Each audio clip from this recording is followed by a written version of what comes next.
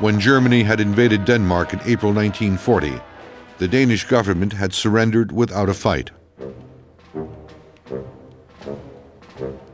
At the beginning, the German occupation was not onerous, but over the years, Danish discontent grew. The Danish king became the focus of opposition to German rule, with his daily rides through Copenhagen.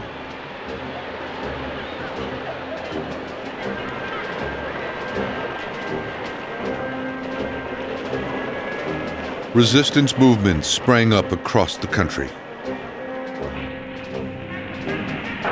Acts of sabotage became commonplace.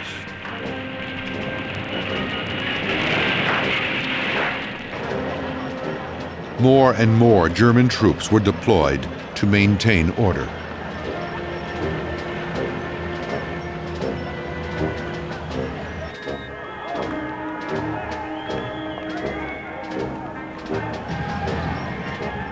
Eventually, the Danes built one of the most extensive and effective resistance movements in occupied Europe.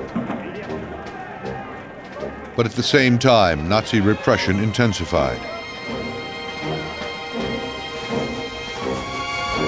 The Danish resistance targeted their own railway system to prevent Germany from using it to deploy troops.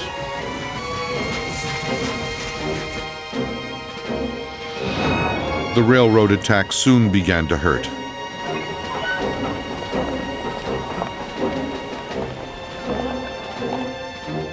They intensified to such an extent that by late 1944, the railway system was paralyzed.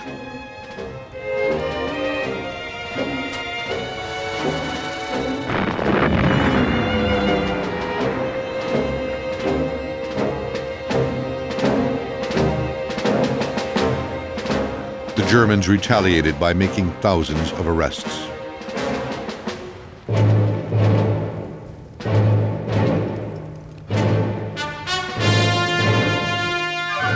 Meticulous Gestapo records were once again an effective weapon against the resistance. On October 31, 1944, 25 Mosquitoes escorted by 8 P-51 Mustangs set out across the North Sea to attack Gestapo headquarters in Aarhus University, Jutland. The Mosquitoes crossed the Danish coast at treetop level as usual. Their crews had to watch out for overhead cables. Hitting one meant instant death. The navigators used identifiable landmarks to keep their pilots on course.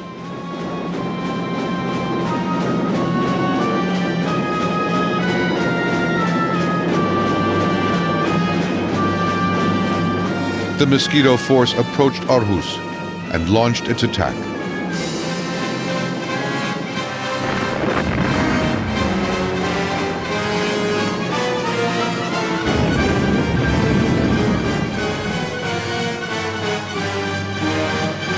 The Mosquitoes completely destroyed the 5 buildings that housed Gestapo headquarters.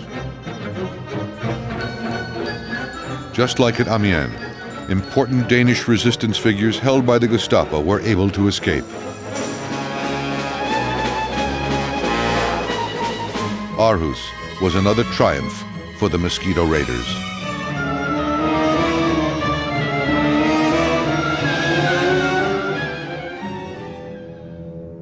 Even so, many Danish resistance leaders remained in German prisons.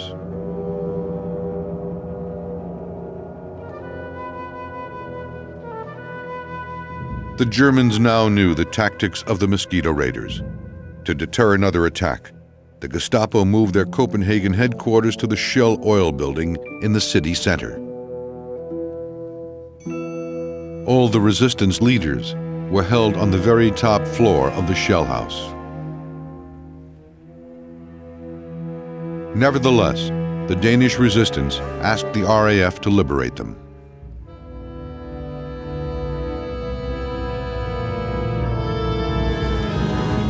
The RAF became concerned that because of the location of the Shell house, a raid might result in civilian casualties.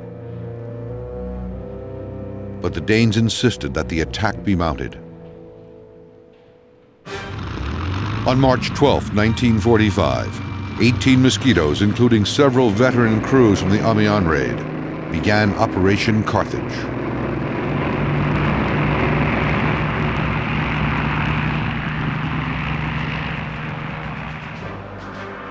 The raid leader was Group Captain Bob Bateson, also known as Pinpoint Bateson because of his bombing accuracy. It was my job also to control the whole of the formation without using radio at all. It was by predetermined signals which they would understand. Flying in number 3 position, which was on my left, was Wing Commander Smith. Now this was an alias, of course, for Air Vice Marshal Embry, who was the group commander. It was a very stormy-looking morning, a high wind blowing, and we crossed out over the English coast and straight away, right down, just above the waves.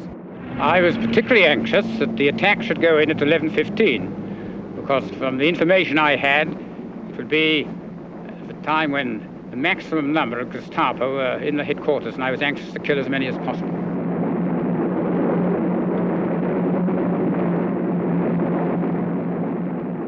We flew down, just missing trees, pulling up over high-tension wires. It was a very exhilarating and exciting trip in over the Danish mainland, because all the Danes who were nearby stood up and waved and saluted us, and there was great excitement.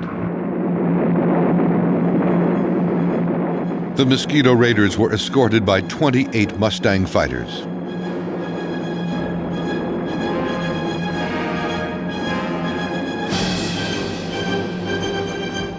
Flying over Copenhagen at rooftop level, Pinpoint Bateson led the attack. He dropped his bombs precisely on target. They fell through the bottom 2 floors of the shell house. Air Vice Marshal Basil Embry was next. His bombs were on target too. The shell house was now in flames due to the combination of explosives and incendiary bombs.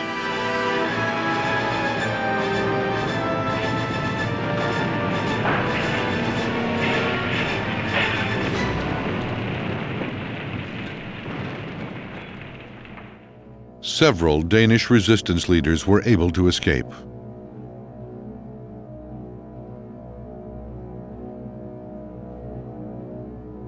But then tragedy struck. Mosquito Wing Commander Peter Klebo struck a floodlight tower at a nearby railway yard.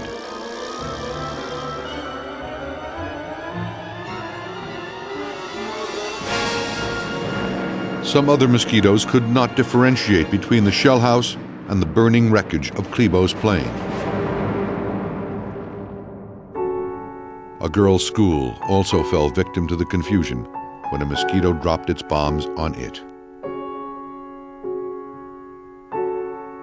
The fears of the raid planners had now come true. 82 children were killed, as well as 17 adults.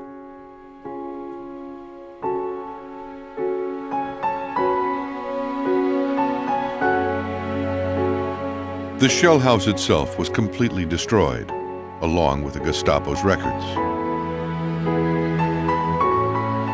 Despite the tragedy at the school, Operation Carthage was one of the most successful mosquito missions ever. It was a fitting climax to its campaign against Nazi tyranny. Many years later, Sir Basil Embry remembered the raid. Of course, I would have to be a pretty average monster if I didn't have felt sad and deep feelings about the death of innocent children. But I'm afraid that's the fortunes of war, and that is the way to look at it. One's got to look at it that way. And as a commander, that's the way I did look at it. The decision was mine. I had to make it. No one else could help me. And I made it, and I think it was the right one. Soon after the end of the war, Sir Basil visited Copenhagen and the Jeanne d'Arc School. He expressed his condolences and lay a wreath for the innocent dead. not a single Dane blamed RAF flyers for the tragedy. They realized that the Royal Air Force had made considerable sacrifices on their behalf.